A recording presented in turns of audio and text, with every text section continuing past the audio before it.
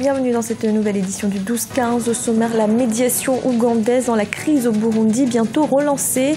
Des discussions devraient avoir lieu le 28 décembre prochain à Entebbe, en Ouganda. Le fichier électoral est désormais disponible au MENA. Le Conseil d'orientation et de supervision de la liste électorale permanente informatisée l'a annoncé officiellement ce dimanche. Et en Côte d'Ivoire, les femmes entrepreneurs interpellent l'État et demandent un programme d'accompagnement pour donner de la valeur ajoutée à leurs projets. Mais tout d'abord, la cérémonie d'installation du président guinéen Alpha Condé a eu lieu ce lundi. Lors de cette audience d'installation, le chef de l'État a été convié par le président de la Cour constitutionnelle à réitérer le serment prononcé lors de son investiture le 14 décembre dernier. La cérémonie s'est déroulée en présence des présidents des institutions républicaines, des membres du gouvernement et des diplomates accrédités en Guinée. L'Ouganda veut relancer la médiation pour résoudre la crise burundaise. Le 28 décembre, ce sont 14 groupes consultés en juillet dernier qui devraient se retrouver à Entebbe. Les différentes parties discuteront en présence du président ougandais Yoweri Museveni. Olivia Yere-Dobré. L'Ouganda, qui joue un rôle de médiateur dans la crise burundaise, a fait savoir ce 19 décembre 2015, par l'intermédiaire de son ministre de la Défense, Crispus Kionga, qu'il allait relancer les négociations de paix au Burundi. Le coup d'envoi de la reprise des discussions aura lieu à la State House à Entebbe et sera dirigé par le président Museveni lui-même. Après cela, les discussions doivent avoir lieu à Arusha parce que c'est une médiation est-africaine. Entamée en juillet 2015 lors de la visite du président ougandais Yoweri Museveni à Bujumbura, la médiation avait été suspendue au moment de la réélection de Pierre Nkurunziza. Le 28 décembre 2015, 14 groupes consultés en juillet par le président ougandais devraient se retrouver autour de la table des négociations. Cette initiative a été aussitôt saluée par le SNARED, la plus importante coalition de l'opposition au Burundi. Tout dépendra des modalités pratiques. La médiation ougandaise est acceptée par le Burundi, mais il s'oppose toujours le problème des listes qui vont discuter, qui vont négocier, et c'est l'opposition et le gouvernement, parce que le gouvernement aimerait bien faire intervenir beaucoup de groupes, donc quitte à ce que, la négociation avec l'opposition soit noyée. Le gouvernement burundais se trouve sous la pression parce qu'il doit accepter ou refuser l'envoi des troupes étrangères, des troupes africaines. Donc, je pense que les négociations seront le moindre mal pour le gouvernement. Ils vont d'abord au moins montrer des signes de bonne volonté. Le Burundi a basculé dans une grave crise politique en avril 2015 suite à la décision du président Pierre Nkurunziza de briguer un troisième mandat. Les manifestations et les violences qui ont suivi cette annonce n'ont pas empêché le déroulement de la présidentielle à l'issue de laquelle le chef de l'État burundais a été réélu. Selon les Nations Unies, au moins 400 personnes ont perdu la vie au Burundi depuis avril 2015. Et les deux chambres du Parlement burundais se réunissent ce lundi en congrès extraordinaire. Les parlementaires doivent se prononcer sur la décision de l'Union africaine de déployer une mission de 5000 hommes au Burundi. Au Burkina Faso, dans le cadre de l'enquête sur la tentative de putsch du 17 septembre dernier, 2 journalistes ont été arrêtés. Il s'agit de Caroline Yoda de la télévision privée BF1 et de Adama Ouedraogo du quotidien L'Observateur Palga. Ils sont sous le coup des mêmes chefs d'inculpation que le général Gilbert Diendéré, investigateur du putsch.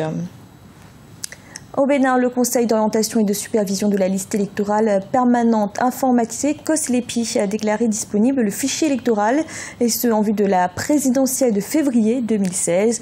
Au total, 4 726 923 électeurs sont inscrits. Un reportage de notre correspondant Lefty Ouno.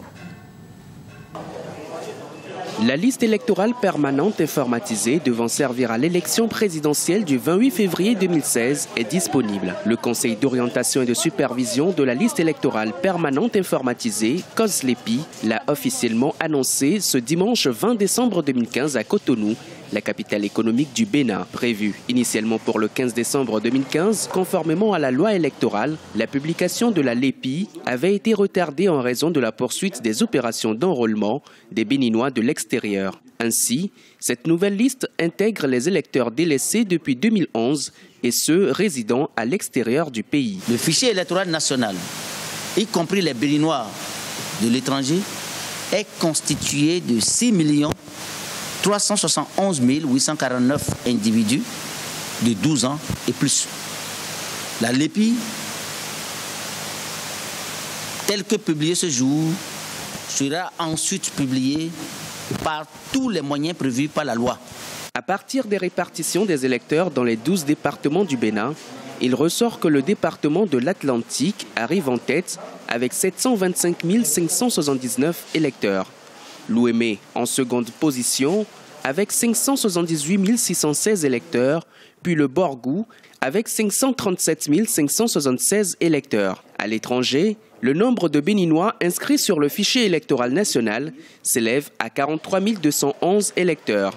C'est en Côte d'Ivoire que se trouve le plus grand nombre d'électeurs recensés à l'étranger, 8 332 électeurs. Vient ensuite le Gabon, 5 618, le Congo-Brazzaville, 3 217 et la Guinée équatoriale, 1 633. Cette LEPI est forte de 4 726 923 électeurs, dont 4 683 112 au niveau national et 43 811 à l'étranger. Au total, 4 726 923 électeurs sont attendus aux urnes le 28 février 2016 contre 3 612 700 en 2011, soit une hausse de plus d'1 million d'électeurs. Pour le scrutin de 2016, il est prévu au plan national 13 501 bureaux de vote répartis dans 7 909 centres de vote. À l'étranger, 123 postes de vote répartis dans 53 centres de vote.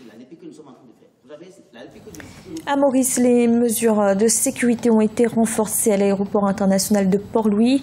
Un renforcement décidé après qu'un colis suspect ait été découvert à bord d'un vol Air France qui a quitté l'île samedi. Le niveau de contrôle a également été rehaussé. L'économie mauricienne dépend en grande partie de l'activité touristique. En Côte d'Ivoire, l'accès au financement constitue un frein à l'entrepreneuriat, en particulier féminin. Elles sont nombreuses à interpeller l'État. Elles demandent notamment un programme d'accompagnement afin de donner de la valeur ajoutée à leurs projets. Oumou Kaesomba.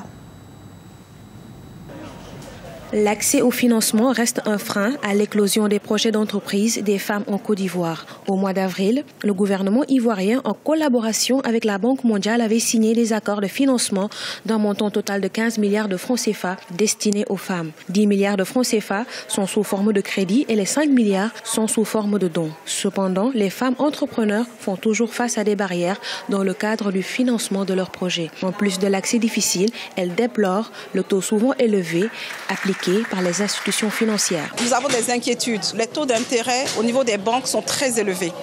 Donc nous profitons pour faire un plaidoyer aux institutions financières pour qu'ils puissent réduire les dossiers d'abord qu'ils demandent pour un crédit de financement et aussi qu'ils puissent réduire le taux d'intérêt afin que nous puissions avoir à l'esprit le crédit de financement pour le développement d'une activité. 15% des entreprises ivoiriennes sont détenues par des femmes selon des statistiques de 2014, un pourcentage jugé encore faible par les expertes qui préconisent la mise en place d'un programme d'accompagnement et une formation pour les femmes porteuses de projets. Nous avons l'ensemble des femmes entrepreneurs aujourd'hui et nous savons réellement quels sont les différents freins. L'un des freins les plus importants, c'est de ce thème que nous débattons aujourd'hui, c'est-à-dire l'accès au financement.